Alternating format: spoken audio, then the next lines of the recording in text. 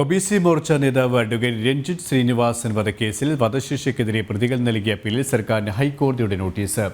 1 മുതൽ 4 വരെയുള്ള പ്രതികളാണ് ഹൈക്കോടതിയെ സമീപിച്ചത്. കൂടാതെ വധശിക്ഷയുമായി ബന്ധപ്പെട്ട നടപടികളുടെ ഭാഗമായി ഹൈക്കോടതി 15 പ്രതികൾക്കും നോട്ടീസ് അയച്ചു.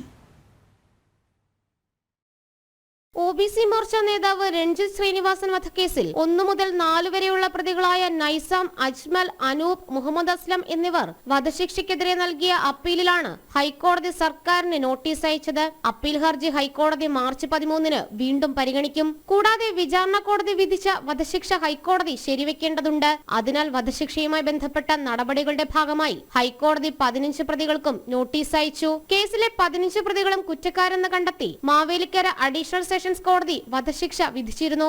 SDPI പോപ്പുലർ ഫ്രണ്ട് ഭീകരവാദികളായ നൈസാം, അജ്മൽ, അനൂപ്, മുഹമ്മദ് അസ്ലം, സലാം, അബ്ദുൽ കലാം, സഫറുദ്ദീൻ, മുൻഷാദ്, ജസീബ് രാജ, നവാസ്, ഷമീർ, നസീർ, സക്കീർ ഹുസൈൻ, ഷാജി പൂവത്തിങ്കൽ, ഷർനാസ് അഷ്റഫ് എന്നിവരാണ് കേസിലെ 15 പ്രതികൾ. ഇതിൽ നൈസാം, അജ്മൽ, അനൂപ്, മുഹമ്മദ് അസ്ലം, സലാം, അബ്ദുൽ കലാം, സഫറുദ്ദീൻ, മുൻഷാദ് എന്നിവർ കൊലപാതകത്തിൽ നേരിട്ട് പങ്കെടുത്തവരാണ്. 2021 ഡിസംബർ 19-നാണ് വീട്ടിൽ അതിക്രമിച്ചു കയറിയ പോപ്പുലർ ഫ്രണ്ട് SDPI ഭീകരവാദികൾ അമ്മയുടെയും ഭാര്യയുടെയും മകളുടെയും മുന്നിൽ വെച്ച് രഞ്ജിത്ത് ശ്രീനിവാസനെ അതിക്രൂരമായി വെട്ടിക്കൊലപ്പെടുത്തിയത്.